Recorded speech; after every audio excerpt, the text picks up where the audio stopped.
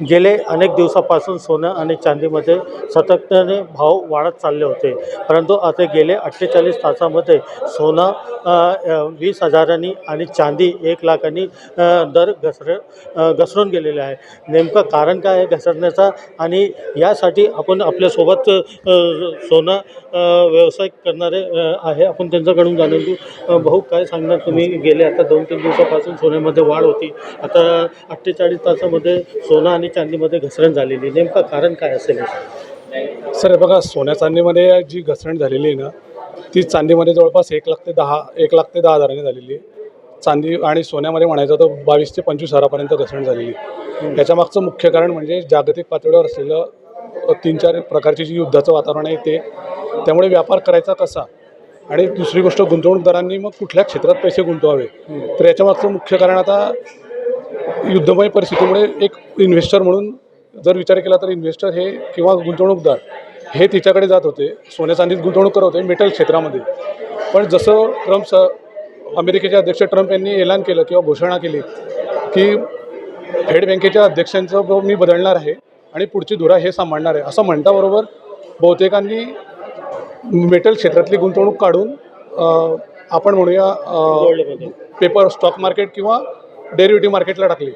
कारण काय, त्यांचा युद्धमय परिस्थितीमुळे पेपर करन्सीवरचा किंवा ओव्हरऑल जागतिक अशांततेमुळे जी गुंतवणूक केली होती तो विश्वास गुंतवणूकदारांना परत वाटला, म्हणून त्यांनी तिकडे गुंतवणूक केली, आणि त्यामुळे जो झपाट्याने हा जो बुडबुडा वाढलेला होता, ॲक्च्युली त्याला बुडबुडा म्हणता येणार नाही, ही फॅक्ट होती. पण ती जी वाढलेली रेट आहे आज, जो ती घसरण झालेली आहे, तर ती घसरणमध्ये आज त्यांनी जरी केलं तरी एकदा 1-2 दिवसामध्ये काय घोषणा होती किंवा काय वातावरण होतं, त्यानुसार माझं असं वैयक्तिक मत आहे की पुन्हासुद्धा सोन्या चांदीला परत सोन्याचे दिवस येतील आणि अजून त्यांच्यामध्ये वाढ होईल. तर घसरणीमागचं मेन कारण म्हणजे जागतिक अशांतता, युद्धमय वातावरण आणि डॉलरमध्ये झालेली घसरण. आपण बघू शकतो या ठिकाणी जे घसरण झालेली, या घसरणमुळे काही ग्राहकांना व काही गुंतवणूकदारांना दिलासा मिळालेला आहे. तसेच आता उद्या होणारं जे बजेट आहे, या बजेटमध्ये नेमकं GST व सोन्याच्या चांदी याचे भाव किती कमी होतं, यासाठी ही ग्राहकांनी आता वेट अँड वॉचची भूमिका घेतलेली आहे. या ठिकाणी काय गुंतवणूकदार आहे, आपण गुंतवणूकदाराकडून जाणून घेऊ नेमकं काय आहे.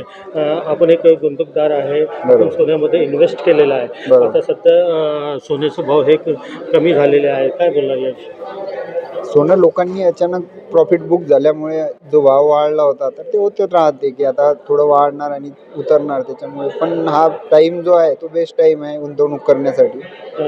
तर मार्च एप्रिलचं जर टार्गेट ठेवलं तर बेस्ट टाईम राहील हा गुंतवणूक करण्यासाठी.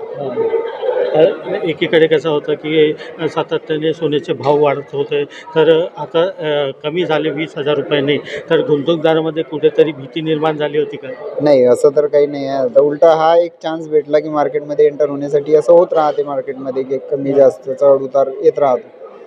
उद्या आता अर्थसंकल्प आहे, अर्थसंकल्पमध्ये काय अपेक्षा असेल गुंतवणूकदारांची?